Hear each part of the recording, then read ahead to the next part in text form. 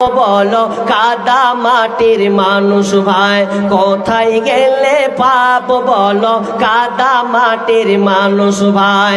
ইট পাথরের শহর জুড়ে, ইট পাথরের শহর জুড়ে মাটির কোনো মানুষ নাই, কোথায় গেলে পাবো বলো কাদা মাটির মানুষ ভাই, কোথায় গেলে পাবো বলো কাদা মাটির মানুষ ভাই। ইট পাথরের দালান গুলি যেমন করে গাথা, মানুষ গুলির মনটা যেন মিলে গেছে সেথা, হায়রে মিলে গেছে সেথা। ইট পাথরের দালান গুলি যেমন করে গাথা, মানুষ গুলির মনটা যেন মিলে গেছে সেথা, হায়রে মিলে গেছে সেথা। মাটির মানুষ হইয়া যেন, মাটির মানুষ হইয়া যেন মাটির ছিটা নাই, কোথায় গেলে পাবো বলো কাদা মাটির মানুষ ভাই, কোথায় গেলে পাবো বলো কাদা মাটির মানুষ ভাই। ইট পাথরের শহর জুড়ে, ইট পাথরের শহর জুড়ে মাটির কোনো মানুষ নাই, কোথায় গেলে পাবো বলো কাদা মাটির মানুষ ভাই, কোথায় গেলে পাবো বলো কাদা মাটির মানুষ ভাই। চাইতে জানি না, মানুষ আর মানুষ হয় না, অমানুষ হয়ে বসে আছি। কি আপনি আল্লাহর কাছে চাইবেন? যেই জিনিসটা চাইতে গেলে আপনার দুনিয়া এবং আখিরাত দুটাই সাকসেস হবে। কিন্তু রাবিয়া বিন কাবকে যখন বলা হলো, রাবিয়া বিন কাব চাইলেন আল্লাহর কাছে জান্নাত, সে জান্নাত চাইলো, বিশ্ব নবীর সঙ্গে জান্নাতে থাকবেন। এবার আল্লাহ রাসূল বললেন, রাবিয়া তুমি যদি আমার সঙ্গে জান্নাতে থাকতে চাও তাহলে তোমাকে একটা আমল করা লাগবে, যে আমলটা করতে পারলে তুমি আমার সঙ্গে জান্নাতে থাকবে। সেই আমলটা কি? যে তোমাকে বেশি বেশি করে সিজদা করতে হবে, আর বেশি বেশি করে তোমাকে সিজদা করতে হবে। আর যখন তুমি বেশি বেশি করে সিজদা করবে রে রাবিয়া, তুমি জেনে না যে আমার সঙ্গে জান্নাতে থাকবে। দামি জিনিস। আজকে আমরা কি চাইবো এটার উপরে আমার আজকের আলোচনা। চাইবেন কি আল্লাহর কাছে? এই জিনিসটা চাইলে আপনার জীবন ধন্য, কিন্তু আমরা আসলে চাইতে জানি না। আর আল্লাহ আমাদেরকে সৃষ্টি করেছেন, আর চাওয়ার ব্যাপারে ধন ভান্ডার দামি জিনিস দেবেন না এমন কথা নয়, ওটা আমাদের দিয়েছেন, কিন্তু আমরা অনুশোচনা করি না, একটু গভীরে যাই না, একটু আমাদের ধৈর্য হারা ছাড়া আর কিছু নেই। তো এখন যদি আপনাকে বলি, ও মৌলভী সাহেব এটা তো জানি, তো জানলেও আপনি চাই না বা জানেন, মানে চাইতে জানেন না। আচ্ছা বলেন তো, সূরা ফাতিহা কে কে জানেন? একটু হাত তুলে দেখান তো দেখি কত লোক জানেন। এদিকে লোকটি জানে না রে আল্লাহ সূরা ফাতিহা, তার মানে যাক সবাই জানি। তো সূরা ফাতিহাতে কি আছে? এই সূরা ফাতিহাটা এত ধনভাণ্ডার এতে লুকা আছে, সেখানে হেদায়েতের কথা চাওয়া আছে, সোজা পথের কথা বলা হয়েছে। जिसको हिदायत मिली उसको सब कुछ मिली, जिसको हिदायत ना मिली उसको कुछ भी ना मिली। যে হেদায়েত পেল সে সব পেল, যে হেদায়েত পেল না সে কিছুই পেল না। তার মানে তার আপনাকে হেদায়েত নিতে হবে আগে। আজকে নিয়ে বাড়ি যান হিদায়াত। অথচ আমরা সূরা ফাতিহা প্রতিদিন পড়ি, যে সূরা ফাতিহা না পড়লে নামাজ হবে না, নামাজ বাতিল হয়ে যাবে। প্রত্যেকে সূরা ফাতিহাটা জানা লাগবে। এই সূরা ফাতিহাতে কি রয়েছে, এটা দামি জিনিস লুকানো আছে, অথচ আমরা একটা একটা করে আয়াত পড়ি না। তাড়াহুড়ো করি, তাড়াহুড়ো করি। তাড়াহুড়া মানে যখন রমজান মাস, আর তাড়াহুড়া মানে কোরআন পড়তে গিয়েও আমরা তাড়াহুড়া করি। কত বুড়া বাপজি গালা আছে কোরআন পড়ে না, ওই রমজান মাসে একবার কোরআনটাকে খুলে দিলে রমজান মাসে একবার কোরআনটাকে খুলে দিয়ে এমন টেহারা বাঁকা পড়া ওয়াইন কুতুম ফি ওয়াইবিন কত করতে পারছে সব বছরে একবার পড়েও ভালো করে পড়ে না। আর মসজিদে ভালো ইমাম খোঁজার চেষ্টা করি না। কি চেষ্টা করি? চেষ্টা করি কত অল্প বেতনে পাওয়া যায়, 5,000 হোক আর 4,000 ওকে দিয়ে চালা করি না।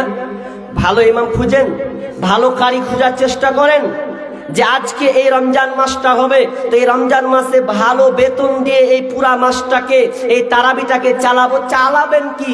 বলছি কোন ইমাম যদি আপনার 1 ঘন্টার জায়গায় যদি আর 15 মিনিট বাড়িয়ে দেবে, কে হবে মৌলবি হটা এত 1 ঘন্টা ধরে পড়া যায়?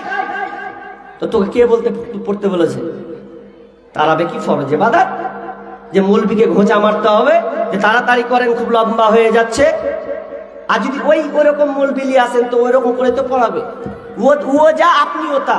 ও তখন বলবে আলহামদুলিল্লাহি রাব্বিল আলামিন, মধ্যখানে সবই আছে ওয়ালা দাল্লিন আমিন, ব্যাস হয়ে গেল। ওরকম করে তো পড়াবে, নামাজটা কবুলও হবে। তাহলে আপনি তারাবি পড়াবেন, স্থির ভাবে আপনাকে পড়াতে হবে। তো সূরা ফাতিহাতে কি আছে? রাবি হচ্ছেন আবু হুরায়রা, তিনি বর্ণনা করেছেন যখন বান্দা কি করে সূরা ফাতিহাটা পড়ে প্রত্যেকটা আয়াতে আল্লাহ জবাব দেন। কিভাবে? যখন বান্দা বলে আলহামদুলিল্লাহি রাব্বিল আলামিন আর রহমানির রহিম, এক ধ্যানে থাকেন আলহামদুলিল্লাহি রাব্বিল আলামিন। যখন আপনি আল্লাহর প্রশংসা করে, আল মানে সমস্ত, হামদ মানে প্রশংসা, লিল্লাহ মানে আল্লাহর জন্য, সমস্ত প্রশংসা আল্লাহর জন্য যিনি সমস্ত জাহানের প্রতিপালক। যখন আপনি নামাজে বলেন আলহামদুলিল্লাহি রাব্বিল আলামিন, তখন আমার আল্লাহ উত্তর দেয় যে আমার বান্দা আমার প্রশংসা জ্ঞাপন করেছে। তখন আমার আল্লাহ উত্তর দেয়। আর যখন আপনি বলেন আর রহমানির রহিম, তখন আমার আল্লাহ উত্তর দেয় যে আমার বান্দা আমার গুণগান করেছে। আর যখন আপনি বলেন মালিকি ইয়াউমিদ্দিন, তখন আমার আল্লাহ উত্তর দেয় যে আমার বান্দা আমার ক্ষমতা বর্ণনা করেছে। আর যখন আপনি বলেন ইয়াকা না'বুদু ওয়া ইয়াকা নাস্তাঈন, তখন আমার আল্লাহ বলে যে আমার বান্দা আমার কাছে চেয়ে বসেছে, পৃথিবীর কারো কাছে চাই নাই, পৃথিবীর কারো দ্বারস্থ হয় নাই, একমাত্র আমার কাছে চেয়ে বসেছে। দিয়ে আমার আল্লাহ বলছে বান্দারে তুই কি চাইবি তোর ব্রেনে কাজ করে না, আমি তোকে দামি ভান্ডারটা শিখিয়ে দেব। এই জিনিসটা চাইলে তোর দুনিয়া এবং আখেরাতটা দুটাই সাকসেস হয়ে যাবে। এই জিনিসটা তুই বল। তো কি বলবো? তা আল্লাহ বলছে যখন বান্দা বলবে এই জিনিসটা চেয়ে বসবে, ইহদিনাস সিরাতাল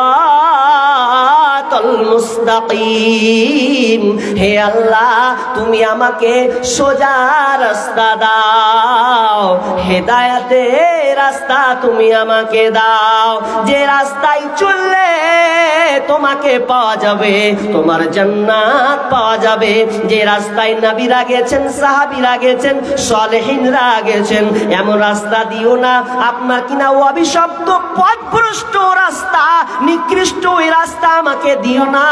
তুমি আমাকে তোমার সোজা পথ সিরাতাল মুস্তাকিমে পরিচালিত করো।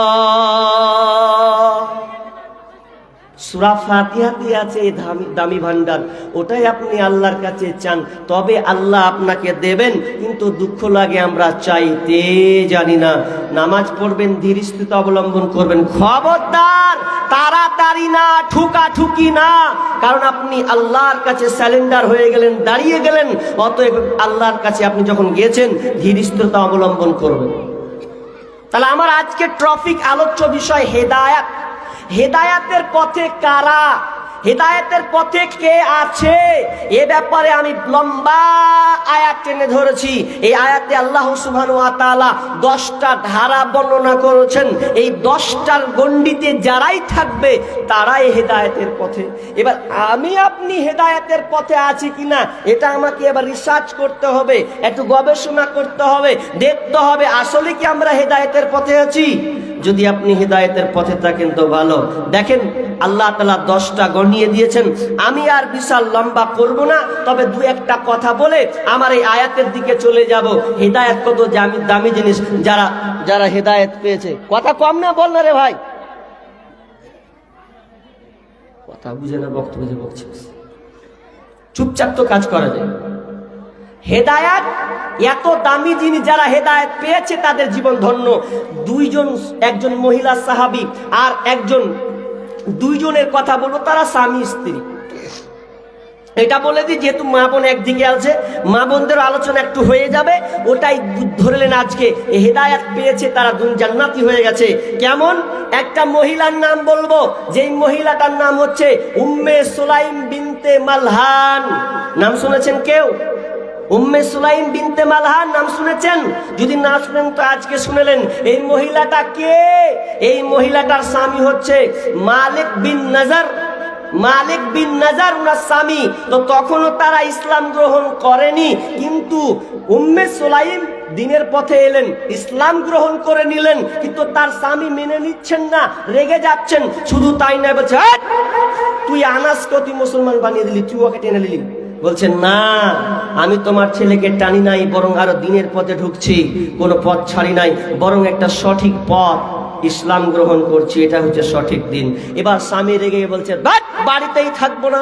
তা বলছে মালিক কি করলেন, রাগ করে বাড়ি ছেড়ে দিয়ে চলে গেলেন সিরিয়ার দিকে। আর যখন চলে গেলেন, কিছুদিন পর খবর পাচ্ছেন যে মালিক বিন নাজার মারা গিয়েছে। এবার থাকলো একা, স্ত্রী আর ছেলে আনাস। এবার কি করবে? তিনি দুঃখ প্রকাশ করে, যাক নিয়ে নিয়েছে, আল্লাহ নিয়ে নিয়েছে, যাক। তো এবার ইয়ার দিকেই কিন্তু এবার কি করেছেন আবু তালহা। এই আবু তালহা প্রস্তাব পাঠাচ্ছে কাকে? তো এই উম্মে সুলাইমকে, যে আমি তোমাকে বিয়ে করব। তা উম্মে সুলাইম বলছে তুমি আমাকে বিয়ে করবে? আমারও মন জাগে, কিন্তু তুমি জানি যে তুমি একটা ভালো মানুষ, কিন্তু তোমাকে ভালো মানুষ কোন দিক দিয়ে বলবো? তুমি নিজেরা মূর্তি পূজা করছো আর ওটাকে ঢুকছো, আর ভগবান বলছে ভগবান, তুমি ওটাকে করছো আর ভগবান বলছে। তো তুমি ভালো পথে আছো, তোমাকে লজ্জা লাগে না? তোমরাকে বলছো কথা তো ঠিকই। এবার উম্মে সুলাইম বলছে হ্যাঁ বিয়ে করবে, একটা শর্ত, যদি আমাকে বিয়ে করো তোমাকে ইসলাম গ্রহণ করতে হবে, আর ইসলাম গ্রহণ করাতে হবে আমার মোহর, কিছু লাগবে না, ওটাই আমার মোহর। যে তাই? বলছে হ্যাঁ। ইসলাম গ্রহণ করে নিল। ইসলাম গ্রহণ করে নেওয়ার পর এবার তারা স্বামী স্ত্রী হয়ে গেল। এবার এখানে একটা ইম্পর্টেন্ট একটা ঘটনা আছে, যে ইসলাম গ্রহণ করলেন তাদের স্বামী স্ত্রী, একটা ঘটনা আশ্চর্য হয়ে যাবেন। এই ঘটনা আমরা হলে থাকতে পারতাম না। সেই উম্মে সুলাইম একদিন কি করছেন জানেন? যে তার স্বামী বিদেশে আছে, বাড়িতে নাই, বিদেশে আছে। তো এবার উম্মে সুলাইমের আবু তালহার সন্তান একটা মারা গিয়েছে। তো মারা যখন গিয়েছে, তো এবার উম্মে সুলাইম বলছে এই বাড়ির লোক সকল শোনো, তোমরা কেউ বলবে না, আমার স্বামী আসবে, আমার স্বামীকে বলবো যে আমার সন্তান মারা গেছে, তোমরা কেউ মারবে না, ঠিক আছে? মারবো না, না কেউ আমরা বলবো না, কোনো কথাই বলবো না। এবার কি হয়েছে? এবার আবু তালহা বাড়ি ঢুকছেন। এবার বাড়ি ঢুকবে, উম্মে সুলাইম সুন্দর করে সেজে নিয়েছেন যে স্বামী বাড়িতে আসবে, এই জন্য তার সৌন্দর্যটাকে, তার চেহারাটাকে যত কিছু দিয়ে পারা যায় সুন্দর করে তিনি সাজিয়ে নিলেন। তো কেন সাজালেন? যে স্বামী বাড়িতে আসবে, কার কেমন মেজাজ মন মানসিকতা থাকবে তা ঠিক নাই। এই জন্য স্বামীকে সন্তুষ্ট করার জন্য, স্বামীর হক আদায় করার জন্য সুন্দর করে বিছানাটাকে বিছিয়ে দিয়েছেন, আর সে নিজেকে সৌন্দর্য হয়ে গেছেন, পরিপাটি করে সুন্দর করে সাজিয়ে নিয়েছে। আর আমাদের আজকালকার মেয়েরা কেমন গো? স্বামী যদি বাড়িতে আসবে রাত 12টার পরে, হয়তো ট্রেনে হয়তো 12টার রাতে একটা লেগেছে, ও জানছে যে এখন বাড়ি ঢুকবে একটার সময়। তো যখন স্বামী যখন বাড়ি ঢুকছে, তো ল্যাল খেপড়ি নিম পেড়েছে, লাল পড়ছে, চুলগুলাকে খেপির মতন করে দেওয়া আছে, যেমন করে দুয়ার খুলছে। তখন স্বামী তখন দেখছে, ইস খেপিকে দেখলু রে, এ তো খেপি হয়ে আছে লিল্লা। আর ও রাস্তা থেকে এসেছে, কত মেয়ে যে দেখেছে, ও বা দেখে নাই রাস্তাতে কত আসতে গিয়ে কত সুন্দরী সুন্দরী একদম সেজা খাজা গুজা মেয়ে তার চোখে পড়েছে। আর ভাবে নিলে যে আমার স্ত্রীটা কি করতে যে পারি, সালা বেহিরে ছিল ওই ভালো ছিল। এটা করিয়েন না মা বোন। স্বামী আসবে বাড়ি, তো নিজেকে সুন্দর করে সাজো, তাহলে যেন তোমার স্বামীর তোমার মুখ দেখে যেন সন্তুষ্ট হয়। আমরা সাজি না, যদি বলা হয় হ্যাঁ রে কি ব্যাপার তুই ফের এখন সাজিস না, ও খালাতো বহিন কি কইছে জানেন, ও যে কি আর সাজবো, কে হাকে দেখবে। মানে বিহার আগেও খুব সেজেছে, বিয়ে করলে যে তো এখন কইছে কে দেখবে আমাকে, শয়তান কুন্ডেকা কে দেখবে, তোর স্বামী দেখবে। মানে আগেকার দেখার লোক ছিল, এখন আর দেখার লোক নেই। এমনি ভাবে ছেলেরা দেখবে না, আগে একদম এত বড় চুল, আর একবারে একটা একটা করে জামা চেঞ্জ করে, আর একদম এই যে কি বলে এটাকে পারফিউম একদম মারছে, সেন্ট খাতরা করে মারছে। আর যখন বিয়ে করে নিয়েছে, তারপর বলছে ওর মা যদি কইছে হ্যাঁ রে খাপা তুই এরকম কেন থাকছিস রে, যে কি করবো গে, কে দেখবে গে, ওকে বলে কে দেখবে, এতদিন তুই কাকে দেখালি, আর এখন তোর বিয়ে হয়েছে, আর এখনই তো দেখার সময়। স্বামী স্ত্রীকে দেখবে, স্ত্রী স্বামীকে দেখবে, এটাই হচ্ছে নিয়ম। কিন্তু আজকে আমরা শয়তানি কার্যকলাপের মধ্যে চলে গেছি। সে যে কুজে থাকো সামনে তাহার, যত খুশি দেখাও তারে রূপেরই বাহার। সে যে কুজে থাকো সামনে তাহার, যত খুশি দেখাও তারে রূপেরই বাহার। তোমার রূপের ঝলক যেন অন্য দেখে না, স্বামীকে কখনো দুঃখ দিও না। শোনো শোনো নারী, ওগো বলি শোনো না, স্বামীকে কখনো দুঃখ দিও না। স্বামী নারাজ হইলে জান্নাত মিলে না, স্বামীকে কখনো দুঃখ দিও না। ভালো হোক মন্দ হোক তবুও স্বামী, আল্লাহর পরে স্থান জানিও তুমি। ভালো হোক মন্দ হোক তবুও স্বামী, আল্লাহর পরে স্থান জানিও তুমি। শোনো শোনো নারী, ওগো বলি শোনো না, স্বামীকে কখনো দুঃখ দিও না।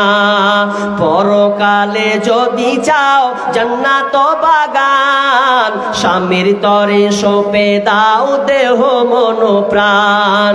পরকালে যদি চাও জান্নাত বাগান, স্বামীর তরে সঁপে দাও দেহ মন প্রাণ। শোনো শোনো নারী, ওগো বলি শোনো না, স্বামীকে কখনো দুঃখ দিও না। যদি করো নামাজ রোজা আর পড়ো কোরআন, স্বামীর সেবা না করিলে যাবে জাহান্নাম। শোনো শোনো নারী, ওগো বলি শোনো না, স্বামীকে কখনো দুঃখ দিও না। সে যে খুঁজে থাকো সামনে তাহার, যত খুশি দেখাও তারে রূপেরই বাহার। তোমার রূপের ঝলক যেন অন্য দেখে না, স্বামীকে কখনো দুঃখ দিও না। এবার স্বামী বাড়ি চলে এসেছেন, আর এদিকে উম্মে সুলাইম সুন্দর করে সেজে নিয়েছেন, বিছানাটাকে সুন্দর করে বিছিয়ে দিয়েছেন। আর যখন স্বামী ঘরে ঢুকে গেলেন, ঢুকে দেওয়ার পর এবার স্ত্রী তার স্বামীর হককে আদায় করবেন। এবার সম্পূর্ণ হক আদায় করার জন্য তারা নির্জনে একাকী একটা চলে গেছে, গভীরে চলে গেছেন। এবার স্বামী স্ত্রী মিলন হয়ে গেছে, স্বামীকে সন্তুষ্ট করে দিয়েছে। এরপরে এবার স্ত্রী বলছে, স্বামী আমার, আমি আপনাকে এমন একটা কথা শোনাবো, যে কথাটা উত্তরটা আপনাকে দিতে হবে। তো স্বামী বলছে, বলো তুমি আমাকে কি বলবে? এবার স্ত্রী বলছে, স্বামী আমার, আপনাকে যদি কেউ নেয়ামত কোনো আমানত রাখতে দেয়, আর কোনো ব্যক্তি যদি আমানত চাইতে আসে, তাহলে কি আপনি ওই আমানতটা ওকে দিয়ে দেবেন না? স্বামী বলছেন, আবু তালা বলছেন, অবশ্যই ওর হক যদি, ও আমানত যদি চায়, তাহলে ওকে ফিরিয়ে দিতে হবে। এবার স্ত্রী দেখেন কত ইমানদারি মহিলা, কত সুন্দর করে স্বামীকে বুঝাচ্ছেন, দিয়ে বলছেন, স্বামী আমার, আমাদেরকে একটা সন্তান আল্লাহ তাআলা দিয়েছিলেন, আর ওই সন্তানটা ছিল আল্লাহর আমানত, আর ওই আমানতটা আল্লাহ উঠিয়ে নিয়েছেন, আর তার মানে তোমার সন্তানটা মারা গেছে। যেমনই বলা, নাপাক অবস্থা শরীর, স্বামী তো একটু রেগে গেছে, এই তুই কি শোনালি আমাকে? এই নাপাক অবস্থায় তুই আমার ছেলের মরার খবর শোনালি মানে? আনাস বর্ণনা করছেন যে আমি আব্বাকে ফলো করলাম, চোখগুলোকে লাল লাল করে দিয়েছে, এমন রাগান রেগেছে যে নাপাকের অবস্থায় বলতে হলো, আগে বলা গেল না। এবার রাগ করে দিয়ে চলে গেল আল্লাহ রাসূলের কাছে, যে আল্লাহ রাসূল, আমাদের মধ্যে এই ঘটনা ঘটেছে। আল্লাহ রাসূল বললেন কি, যে শোনো। আল্লাহ রাসূল দোয়া করে দিলেন, হে আল্লাহ, এই দুজনের মধ্যে এই রাত্রিতে যেটা হয়েছে, এই মিলনের ফলে আল্লাহ তুমি তাদেরকে একটা নেক সন্তান দাও। আল্লাহ দোয়া কবুল করেছিলেন, সন্তান দিয়েছিলেন। এই দুটার কথা বললাম, ছিল কোথায়, এলো কোথায়? ইসলামের সুশীতল ছায়াতে এলো, ইসলাম গ্রহণ করলেন, আর গ্রহণ করার পরে তাদের জীবনটা দিনের পথে অতিবাহিত করে দিলেন, যা সব সময় এই উদাহরণ হয়েই থাকবে। ভাইরা আমার, তাহলে আজকে আমার আলোচনা হেদায়াত কত দামি জিনিস। আজকে আপনাকে বলি কত দামি জিনিস। 10টা ধারা আমি আপনাদের সামনে বর্ণনা করব। নাম্বার 1, একটা দিয়ে 10টা পারবো কিনা জানি না, 10:30, তার মানে আর খুব জোরে আর 1 ঘন্টা, নাকি বলো না? 1 ঘন্টা তো শেষ হবে, দেখা যাক কয়টা আপনাকে গুনে দিতে পারি। নাম্বার 1 দিয়ে ধরেন, মনে রাখেন যারা এই 10টার মধ্যে থাকবে, ওয়া আন্না হাদা সিরাতি মুস্তাকিমা, এটা হচ্ছেন হেদায়েতের রাস্তা। 10টা ধারা দেখেন, কুল তাআলাউ আতলু মা হাররামা রাব্বুকুম আলাইকুম আল্লা তুশরিকু বিহি শাইআ। আল্লাহ তাআলা নবীকে বলছেন, নবী হে, আপনি আপনার উম্মতিদেরকে বলে দেন, আমার বান্দাদের জানিয়ে দাও, কুল তাআলাউ আতলু মা হাররামা, তাদের জন্য হারাম করে দেওয়া হয়েছে, আল্লাহ তুশরিকু বিহি শাইআ, তারা যেন শরীক স্থাপন না করে। আমাকে ডাকতে গিয়ে, আমার ইবাদত করতে গিয়ে তারা যেন অংশীদার স্থাপন না করে, এক কথায় শিরিক না করে দেয়। কারণ শিরিক এত ভয়াবহ, এমন একটা কাবিরা গুনাহ, বড় পাপ। কেউ যদি শিরিক করে দেয়, শিরিকের ব্যাপার আমি বেশি লম্বা করব না, হালকা টাচ করে চলে যাব। এই শিরিক কত খাতারনাক। আল্লাহ সুবহানাহু ওয়া তাআলা বলছেন, ইন্নাহু মাইয়ুশরিক বিল্লাহি ফাকাদ হারামাল্লাহু আলাইহিল জান্নাহ ওয়া মা'ওয়াহুন নার ওয়া মা লিয-যালিমিনা মিন আনসার। এই শিরিক কত ভয়াবহ আল্লাহ তাআলা বলছেন, যারা শিরক করবে তাদের জান্নাত হারাম, তাদের জন্য জান্নাত হারাম, তাদের জন্য জান্নাত হারাম, জাহান্নাম অবধারিত, ওয়া মা লিয-যালিমিনা মিন আনসার, এবং আপনার কিনা তাদের জন্য কোনো সাহায্যকারী থাকবে না। কেন কেন কেন? কারণ তারা শিরকের মতন বড় গুনাহ তারা করে ফেলেছে। এই গুনাহটা যদি কেউ তওবা না করে মারা যায়, তওবা করার সুযোগ আছে, যদি মারা যায় তাহলে ওই যে নিলেন কোনোদিন জান্নাতে যাবে না। 2টা উদাহরণ দিব, 2টা, বেশি নয়, 2টা উদাহরণ দেব, ভালো করে শুনেন। আচ্ছা, বিয়ে কে করেছেন? হাত তুলে নেবেন। বিয়ে কে করেছেন? স্মরণ করে করছি রে ভাই, বাপজিরা নেই শরম করবে? তাহলে এই 4-5টা বিয়ে করেছে, আর এত গ্রামে বিয়ে করতে এতটি লোক হলো কি করে গো? আজীব ব্যাপার। শরম করছে, আসলে শরম করার কথা নাকি? মানে আজকালকার সকাল হয়ে গেলে গোসল করতে হবে, তো এটা শরম করছে ও, যে গোসল করবো তো দেখবে, আব্বা দেখবে, মা দেখবে, গোসল করবো দেখে নেবে, শরম করছে। তা হারে বোকা, তুই শরম করছিস যে গোসল করে দেখে নেবে, তো তোর কত তোরা ফেরেশতা ফের বিছানায় ঘুমাস, তার বেলা শরম লাগে না? বিছানায় রাত্রে ঘুমাও হয়তো শরম লাগে না? না তোমরা ফেরেশতা ঘুমাও দুজন মিলে? কত দেখতে পাওয়া যাচ্ছে আমাদের গ্রামে, আপনাদের ভালো সবাই যাই হোক, তা আমাদের গ্রামে দেখা যায় যে 4 মাসের 6 মাসের 7 মাসের হয়ে গেছে, পেটে ছেলে নিয়ে আছে, একদিনও গোসল করতে দেখতে পাবে। কখন যে গোসল করে? গোসল করাটা লজ্জার বিষয় নয়, বরং এটা আমানাত। এটা কি আমানাত? কারণ হাদিস, স্পষ্ট হাদিস আছে, বিষ্ণু বলছেন যে 5টা কাজ করবে সে ব্যক্তি জান্নাতে চলে যাবে। জান্নাত, তার জন্য জান্নাতের একটি দরজা, তার জন্য জান্নাত ওপেন করা হবে, সে জান্নাতে প্রবেশ করবে। তো 5টার মধ্যে লাস্টে বলছে যে আমানত রক্ষা করবে। সাহাবীরা বুঝতে পারলেন না আমানত রক্ষা মানে কি, বলছেন যে নাপাকির গোসল করবে, ওটাই হচ্ছে আমানত। তো লজ্জা কিসের ভাই? তো বিয়ে কে কে করেছি হাত তুলতে বললাম তো করছে যে কি করবে না করবে। আরে উঠান না রে ভাই, কে কে বিয়ে করেছেন দেখি না এবার।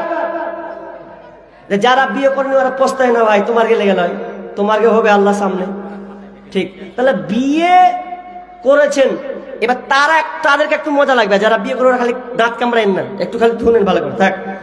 কি বিয়ে যারা করেছেন, আপনি যখন প্রথম বিয়ে করেছেন বা যখন বিয়ে করা হয়, একটা অমুক গ্রাম থেকে ধরলেন ভুলকি মাদ্রাসা আশেপাশে একটা মেয়েকে চয়েস করেছেন, নিয়ে চলে এসেছেন। নিয়ে যাওয়া আসার পর এবার দেখছেন ও গে মা গে, কি সুন্দর চেহারা গে, খাতারনাথ, আমার স্ত্রী পেয়েছি, 1 ঘন্টা স্ত্রী পেয়েছি আমি। তো এত ভালোবাসতে লেগেছে স্ত্রীকে, বলছে জান তোমাকে ছাড়া আমি থাকতে পারি না, তুমি আমার প্রিয়তমা, কি আর কহো, বিদেশ যেতে ইচ্ছা হয় না। আর স্বামী স্ত্রীরা যদি কিছু, স্বামী যদি স্ত্রীরা যে হেরা হয়ে যাবি না মানে কি খাওয়াবি, বাধ্য হয়ে যেতে হবে। এবার বিদেশ চলে গেছে, এবার স্ত্রীকে খুব ভালোবাসে, এত প্রথম এত খাওয়ায়, এত লিয়ে আসে, প্রতিদিন এতদিন লিয়ে আসেনি, এখন প্রতিদিন মিষ্টি, সিংড়া, মুড়ি, চপ, সন্ধ্যা হলে খালি ঢুকছে খালি। এবার বিদেশে চলে গেছে, বিদেশে যাওয়ার পর এবার স্ত্রী ফোন করেছে, ভালো করে উদাহরণটা শুনেন। ফোন করছে, হ্যালো, আর যেমনি স্ত্রীর কথা শুনেছে, বলো বলো আছি বলো, আগে বলছে শুনছো, বলছে বলো, বলছে তোমাকে আমি একটা কথা বলবো। তো বলছে বলো। প্রিয়তমা, তুমি তো আমার প্রিয়তমা, তুমি আমার আদরি, তোমাকে ছাড়া তো 1 মুহূর্ত আমি থাকতে পারি না। তো কি বলবে বলো? তো বলছে স্বামী আমার একটা কথা শুনে নাও, যে তুমি আমাকে একটা গলার হার বানিয়ে দিয়েছিলে না, ওই গলার হারটা হারিয়ে দিয়েছি, কিংবা চুরি হয়ে গেছে। স্বামী বলছে ঠিক আছে, থাক থাক থাক, হারিয়ে গেছে হারাতে দাও, কোনো অসুবিধা নাই। কিছুদিন পর আবার ফোন করছে, হ্যালো, বলছে কি হলো বলো? তো বলছে শুনছো? হ্যাঁ শুনছি, বলো। তো বলছে শোনো, আজকে খুব আজকে আমার মন খারাপ। যে কি হয়েছে প্রিয়তমা আমার জান, বলো, মন খারাপ করিও না, শুনি তোমার কথা। তো বলছে শোনো, আজকে দেখলাম ঘুমানোর সময়, সকালে উঠে দেখছি তোমার কানেরটা যেটা দিয়েছিলে, কানেরটাও না। যাক থাক, হারাচ্ছি তো কি হয়েছে, আমার মাসে 30,000-40,000 ইনকাম, তোমাকে আসবো আর ঘর খর করে বানিয়ে দিয়ে দেবো, ভালো কথা। 3য় দিন আবার বলছে, আপনার কিছুদিন পর আবার ফোন করে বলছে, স্বামী আমার শুনছো, নাকের ফুলটা হারিয়ে গেছে।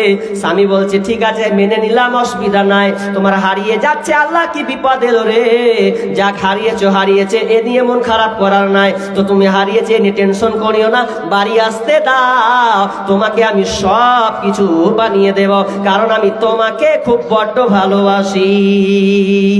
এবার ভালোবাসি বলছেন, ঠিক আছে। এবার কিছুদিন পর আবার ফোন করতে লেগেছে, বলছে হ্যালো, এর গলা ভারী করে কইছে, হ্যালো।